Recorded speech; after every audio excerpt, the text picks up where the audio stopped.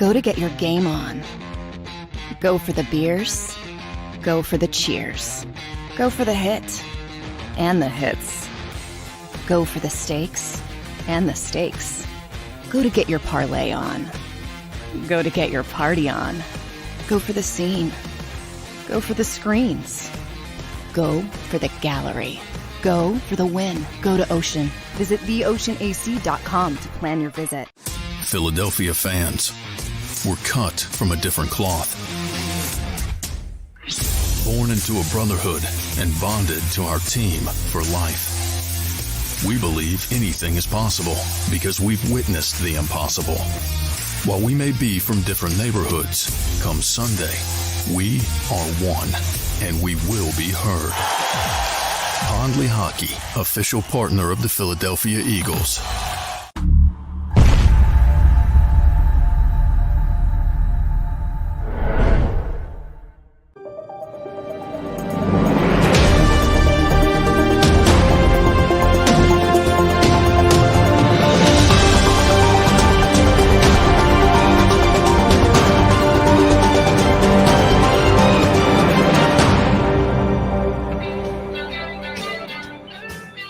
Mac Football 24/7. We are live on an Eagles trade day edition. Eagles acquire Robert Quinn from the Bears for a 4th-round pick. John, I'll get it over to you pretty quickly. What's your initial thoughts on the trade? I know you just put up an article on JAKIBsports.com called it a splash move while the championship window is open. What's your initial thoughts on the trade Howie Roseman made today? Yeah, big name, obviously a very successful pass rusher that has been around for a very long time, 32 years old, had a 19-sack season with the St. Louis Rams. That's how long it's been. Had an 18.5 season sack season last year with Chicago. Hasn't been playing well this year.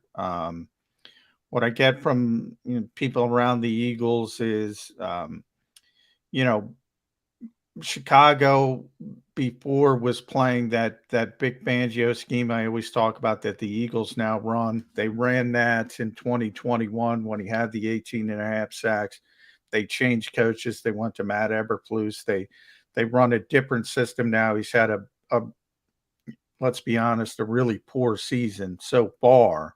But they're hoping that the shift back to what he's comfortable with turns him into more of what he was in last season in Chicago. And we'll see. I mean, the good news is the Eagles didn't give up much, 4th-round pick. They're not paying him anything. They're paying him the veteran minimum. Chicago's footing the bill. So essentially, they're going to pay the rest of his salary to play for the Eagles. He'll come in as the 4th pass rusher. We'll see how he fits in.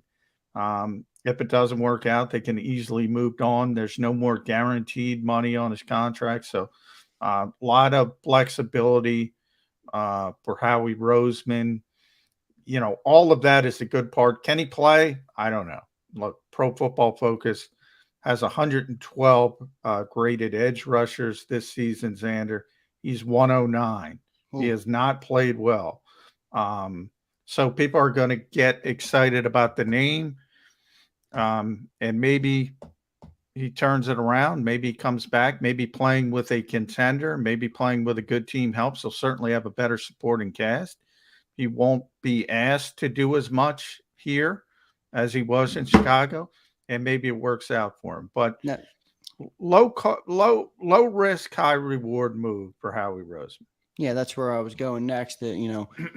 The production drop-off is obviously something people are going to look at. He had 18.5 sacks last year. He's got 1 sack through 7 games this year. How much of that – I mean, he's also 32, which in the NFL, you know how that sounds. 32 is like, very old in the NFL, especially at that position. So how much does that concern you? I know a lot of people are very excited about the move. I am too. I think it's a great addition piece. I more look at it as he's replacing – what they wanted Derek Barnett to be. Maybe that's the wrong way to look at it, but that's how I personally saw it. Does any of that concern you, or do you see it similar to, he's a rotational piece on a really good defense? It's not going to matter as much. Yeah, he's, you're right. He's going to be a rotational piece. He's going to fit into that Derek Barnett role. Who knows what that was going to be because he got injured so early, but basically the fourth edge rusher. Look, Hassan Reddick's going to play.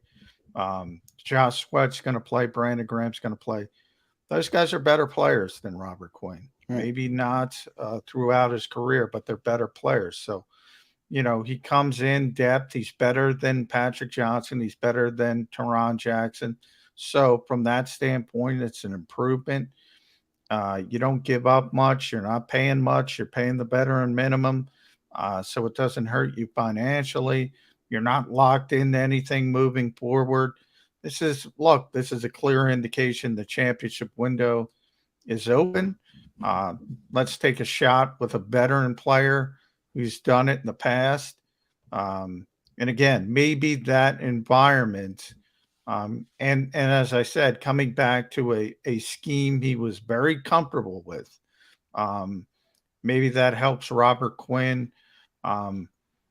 And my only concern is the chemistry part of it, and I brought this up a lot on Birds 365 with Jody. Those three guys are playing well. I broke it down. The Eagles have the third best pass rush win rate in the NFL going into their bye week. They were behind Jacksonville and Dallas. That's it. Hassan Reddick and Josh Sweat were both top 10 in that metric. Top 10. Brandon would have been top 10, but he didn't play enough. That's the only reason he wasn't top, because they have him on a pitch count at 34 coming off the Achilles. They're playing well. And what you got to be careful about is, are you going to take snaps away from those guys to get Robert Quinn involved? Is he going to be happy with 15, 20 snaps that Derek Barnett would have gotten? This is a guy used to playing.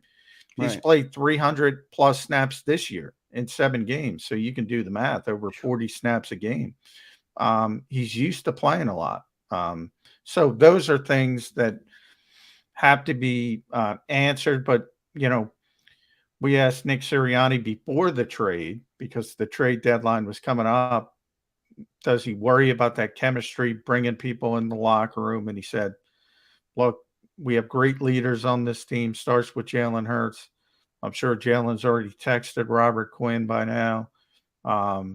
They welcomed in Chauncey Gardner-Johnson at the beginning of the season. That has worked out relatively well. So he thinks the veteran leadership in the locker room will be able to sort of mitigate some of those things. My only concern is from a football standpoint. Is he willing to accept being a role player? And if he isn't, it's probably not going to work out. How much better, John, and maybe it's not at all, because he's simply a rotational piece. And you're saying he's going back to a system he once flourished in.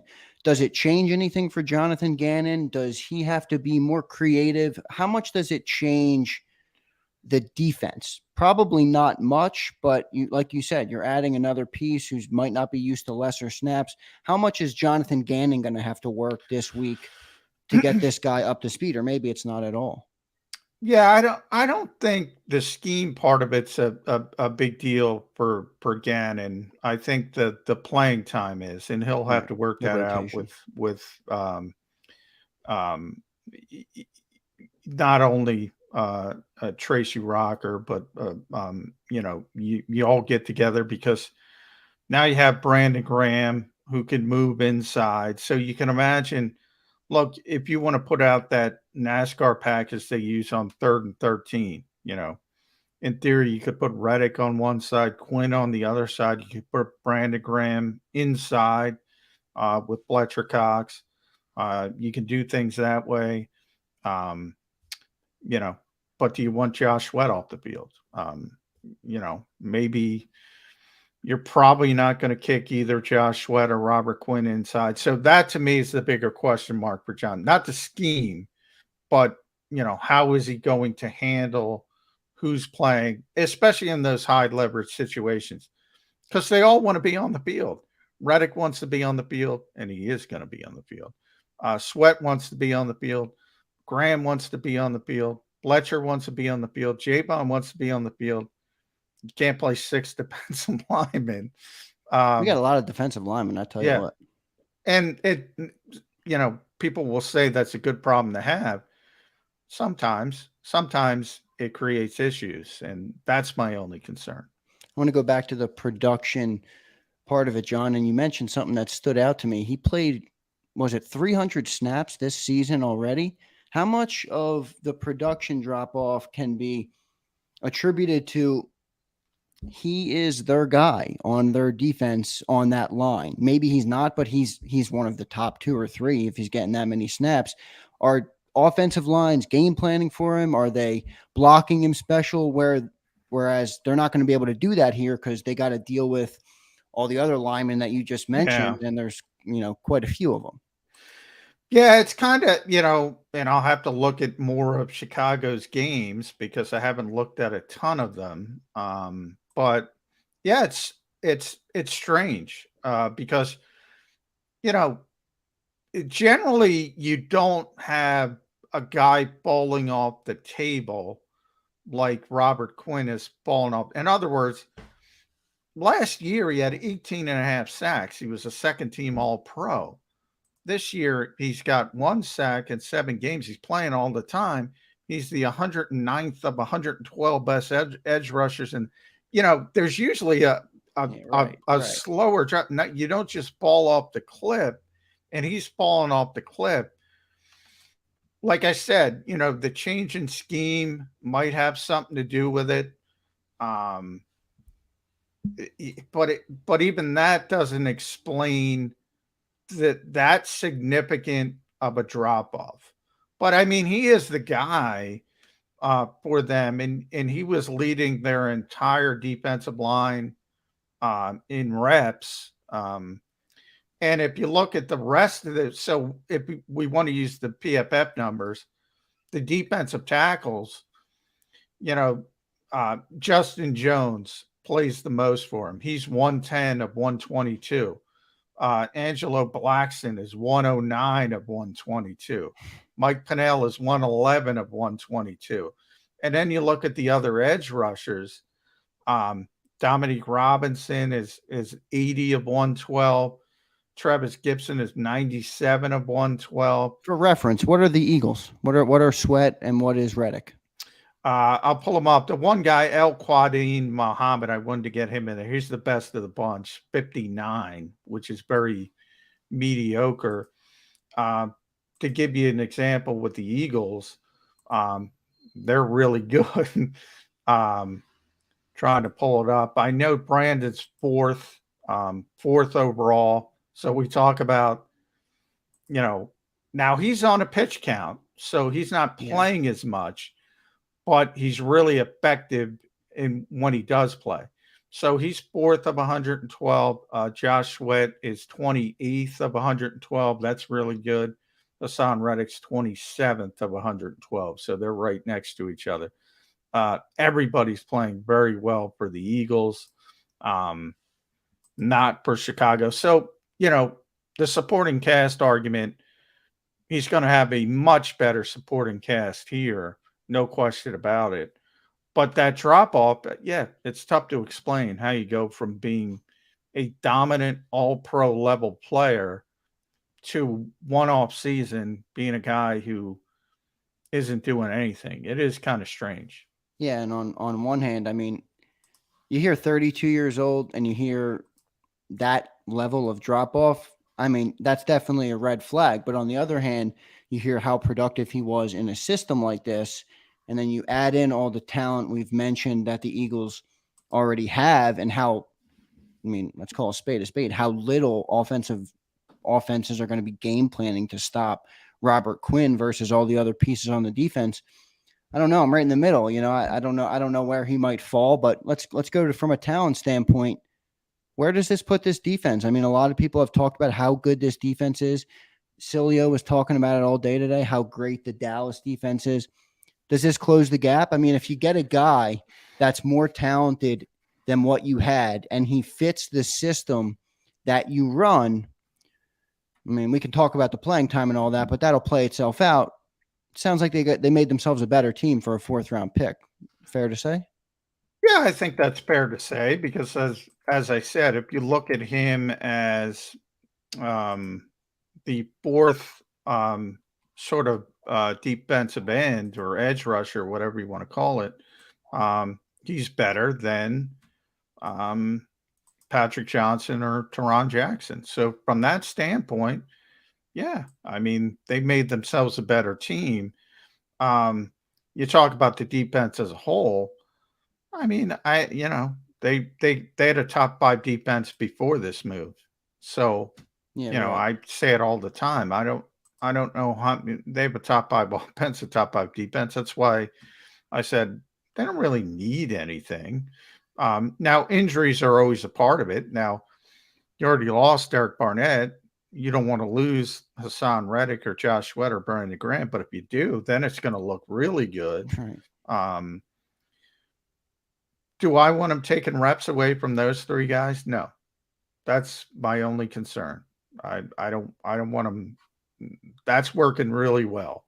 That trio is working really well, and they're playing, what they should be playing. And I don't want this move to take away reps from those 3 guys. But it's a long season, Brandon Graham just showed up on the injury report today with a hamstring. Had nothing going on, and all of a sudden he's got a hamstring issue. So the depth helps, and this is a guy who knows how to play. He's played a very long time, even though he's only 32. I say only because he's played 12 seasons and he's only 32. He's played a lot of football. He's played a lot of football at a high level. For a championship contender, he makes sense as depth. For a bad team, he doesn't make sense. So for this team, it makes a lot of sense. Yeah, I think you just summed it up in that line right there. For a championship contender, it makes sense. And I think this tips the cap. I mean, I think Howie Roseman has showed, if he hasn't already, I mean, he certainly is now. He believes that this team has the capability to go the full distance. A move like this solidifies that in my opinion. But I do want to ask, it was kicked around a lot, like it always is in this city. The trade deadline, should Howie make a move? Every time a player's name gets mentioned, you know how it is in this city. Yeah. Everybody wants them. Taking the context out of it and just, the John McMullen way, is this where you would have went with your 4th-round pick? Would you have went with depth on the defensive line? Yeah, I mean, I looked at where how he's going to make a move, and the question I mentioned, like last year, people don't remember, was Kerry Vincent Jr. Not a big move. You're trying to get some depth. It didn't work out. He's done it in the past with Jannard Avery. He didn't work out. He's done it with Jay Ajayi. That's the one that people point to recently. Yeah. Golden Tate didn't work out. I knew he was going to do something. The question is, was he going to go the big name route? I would have preferred a third safety. And maybe he's not done, by the way. Yeah. Maybe he's not done. I would have preferred a third safety, maybe a running back. But edge rusher, 4th edge rusher, was definitely in the equation as well. Those are the 3 positions I mentioned. I was thinking more of a role player than a guy who's had 18.5 sack seasons. And so the name is going to get people excited. But again, we have to figure out what the heck was going on with Robert Quinn this year. Hopefully it was just as simple as he didn't like playing on a bad team. He didn't like the scheme, and all of a sudden he's going to be on a good team and he's going to be in the scheme he's comfortable with. And all of a sudden the old Robert Quinn is going to show up. That's the hope from the Eagles' perspective. Yeah, we'll see if that happens. John, the trade deadline is getting pretty close. I know Howie already made a move. You just mentioned a couple other areas you would go on the deadline. Are you? I know I've already seen a couple tweets and whatnot today of people saying Howie's not done. Are you anticipating another move, potentially a couple more moves from Howie if he really believes this is the team and he wants to patch a couple holes, maybe. Yeah, I mean, Howie likes doing stuff anyway. Even when he Yeah, doesn't right. have a championship contender. So he I just joked with likes. Krause he needed to take some attention back from the Yeah, Phillies this week. yeah. Well, that too. By the way, that's an interesting conversation. Nick Sirianni admitted, I gave him credit.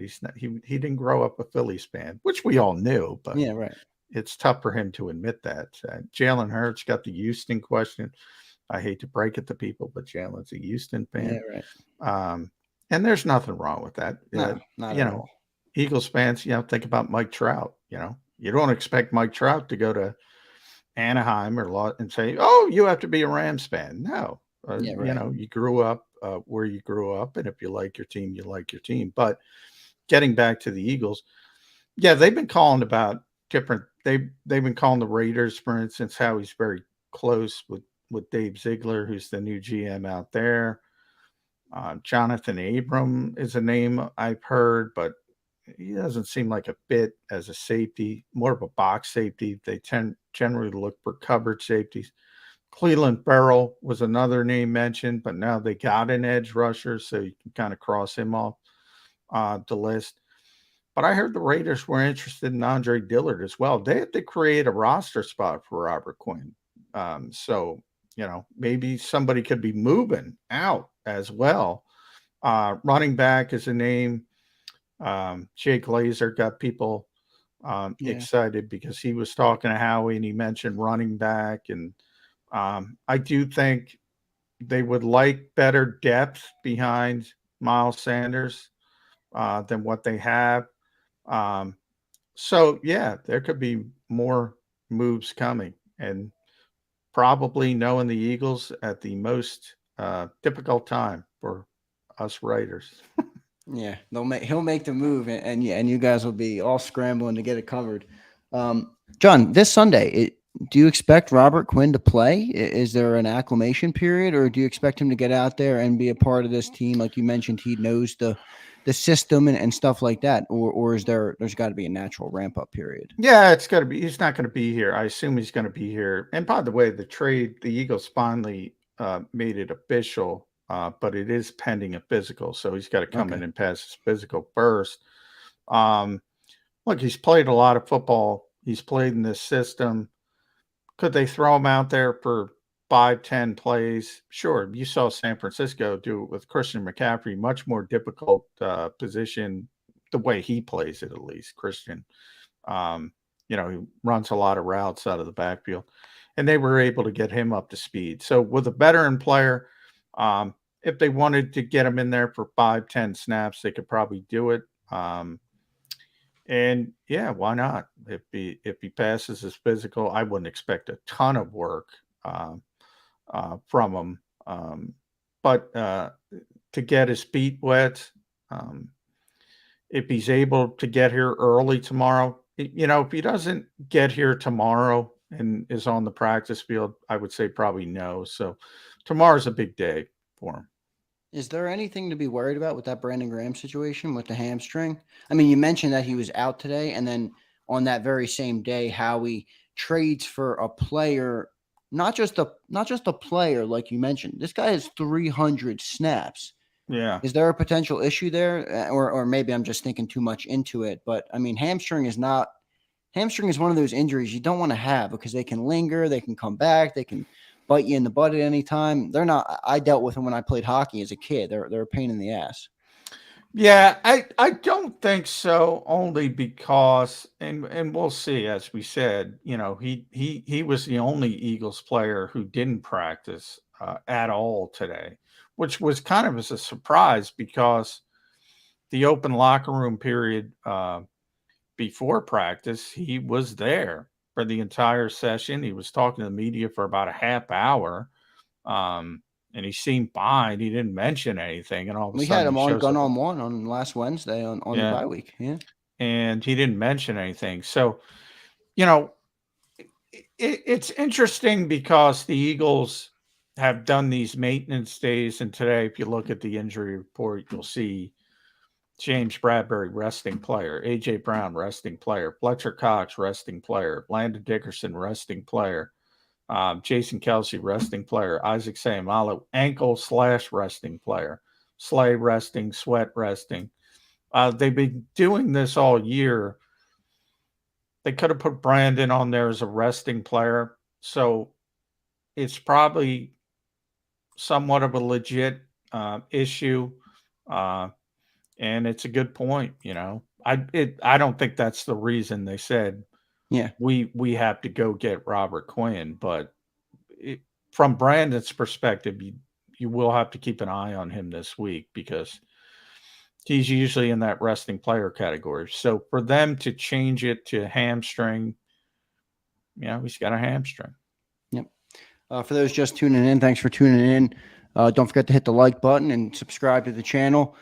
So, John, we get Robert Quinn. We give up a 2023 fourth-round pick, correct? 2023 fourth-rounder? I believe that has not – I don't believe the year has been confirmed, but I'm almost sure it's going to be 2023. And that means the Eagles will not – as of right now, they don't have a fourth, a fifth, or a sixth in next year's draft. Well, they got 2 1s, a 2, and 2 3s? They got 2 1s, a 2, a 3, and 2 7s, I believe, as we stand here today. So, John, what's the grade? What's your grade on the trade? You said it's low salary. Bears are going to eat a lot of the salary. Fourth-round pick for a rotational edge piece. Yeah, I mean, it's low risk, high reward. So if you want my honest opinion, I don't think it's going to add up to much. I think he's going to be here for half a season, and I think we're going to say thanks for the memories, Robert Quinn. Hopefully those memories will include a deep playoff run. They're either going to be Chris Long memories or they're going to be who's the guy we had last year from Washington? Ryan Kerrigan. Ryan Kerrigan. Probably somewhere in between those two. But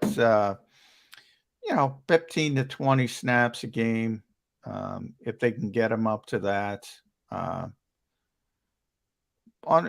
But that's the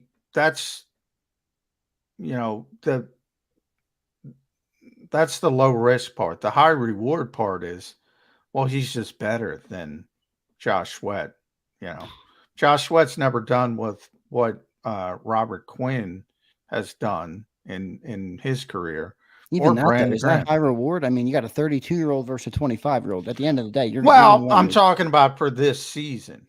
For this season. If you're going to the Super Bowl and you're making this deep run, and you got a guy who's putting up, 8 sacks in half a season, well, you're gonna say, all right, Josh, we'll get back to you next year, and try to ride that wave.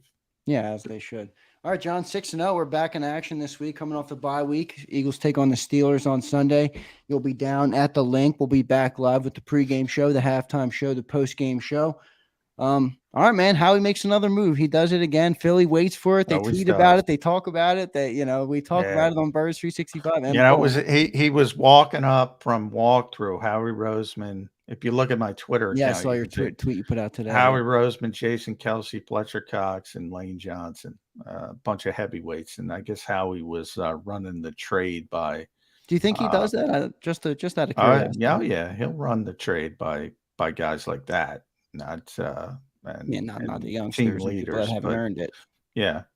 So it was interesting. It came together, and big name. People love big names, so they got their big name. All right, that'll do it. 6-0 Eagles are back in action this Sunday. Thanks, everyone, for tuning in. Don't forget to like the show. Thank you, Johnny Mac.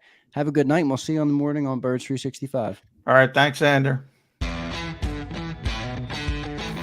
Go for the polls and the pools. Go for the oohs and the ahs. Go for the bubbles and the bubbly. Go for the story and the stories. Go for the win.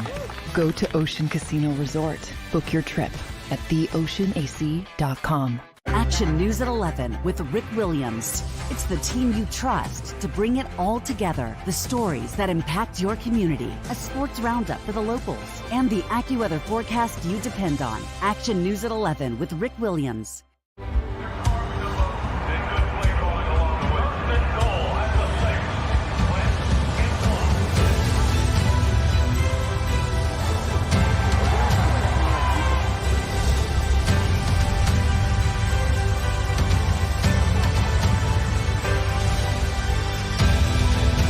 field of life, First Trust Bank is there for you. Champions on 3. 1, 2, 3. Because Philadelphia dreams deserve a Philadelphia bank.